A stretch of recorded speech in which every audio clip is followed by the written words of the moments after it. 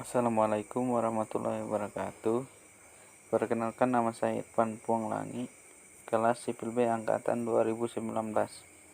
Di video ini saya akan menjelaskan tentang analisis daya dukung dan penurunan pondasi tiang pancang dengan metode analitis dan metode elemen hingga pada bor hole 2. Tugas ini sebagai tugas pengganti final kami. Langsung saja kita masuk ke dalam slide pertama, yaitu tentang pengertian pondasi. Secara umum, pondasi diartikan sebagai bangunan bawah atau substruktur yang berfungsi untuk meneruskan beban maupun gaya yang disebabkan oleh bangunan atas atau upper struktur ke lapisan tanah di bawahnya dalam kedalaman tertentu. Pondasi secara umum dapat dibagi menjadi dua jenis, yaitu pondasi dalam dan pondasi dangkal. Dalam perencanaan pondasi, pemilihan jenis pondasi tergantung kepada yang pertama, fungsi bangunan yang akan dipikul oleh pondasi. Yang kedua, besarnya beban dan berat dari bangunan atas. Yang ketiga, kondisi tanah di mana bangunan tersebut akan didirikan. Yang terakhir yaitu biaya pelaksanaan pondasi. Ya, kita lanjut ke slide ketiga, yaitu tentang jenis-jenis pancang tiang. Yang pertama itu pondasi tiang pancang menurut pemakaian bahan meliputi tiang pancang kayu dan tiang pancang beton. Pondasi tiang pancang menurut cara penyaluran beban yang diterima tiang ke dalam tanah meliputi tiang pancang dengan tahanan ujung, tiang pancang dengan tahanan geser, tiang pancang dengan tahanan lekatan. Oke, lanjut ke slide yang keempat, yaitu tentang alat pancang tiang. Yang pertama itu pemukul jatuh, terdiri dari blok pemberat yang dijatuhkan dari atas. Yang kedua, pemukul aksi tiang berbentuk memanjang dengan ram yang bergerak naik oleh udara atau uap yang terkompresi. Yang ketiga itu pemukul aksi double menggunakan uap atau udara untuk mengangkat ram dan untuk mempercepat gerakan ke bawahnya.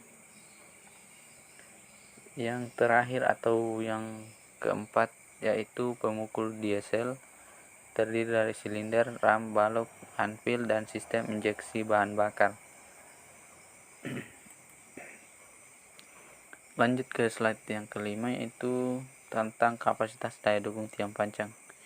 Yang dimaksud kapasitas dukung tiang adalah kemampuan atau kapasitas tiang dalam mendukung beban.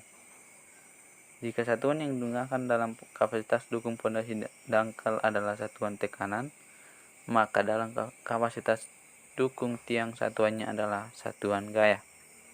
Dalam beberapa literatur digunakan istilah pile capacity atau pile carrying capacity. Oke, kita lanjut ke slide yang keenam, yaitu tentang kelompok tiang.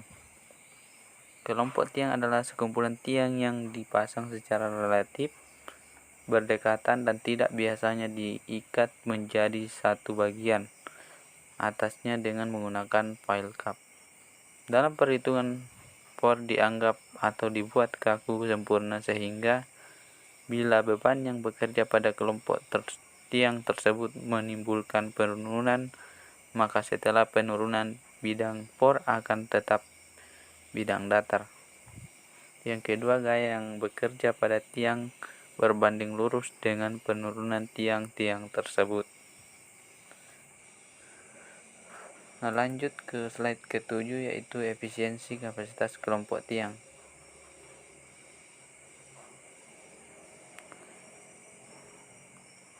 Menurut Koduto, efisiensi tiang bergantung pada beberapa faktor, yaitu yang pertama itu jumlah, panjang, diameter, susunan, dan jarak tiang.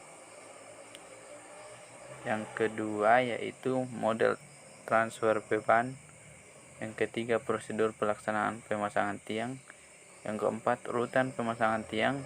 Yang kelima, jenis tanah. Yang keenam, waktu setelah pemasangan. Yang ketujuh, interaksi antara plat penutup tiang dengan tanah.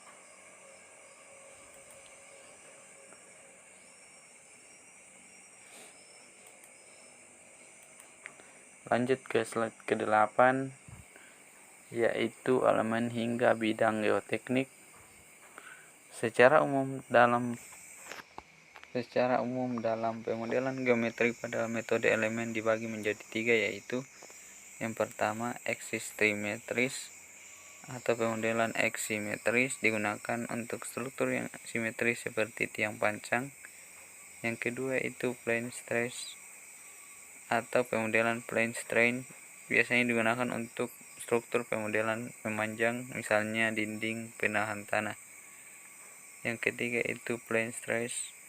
Pemodelan plane stress biasanya digunakan untuk pemodelan portal. Baik, demikianlah presentasi dari saya. Kurang lebihnya mohon dimaafkan. Wassalamualaikum warahmatullahi wabarakatuh.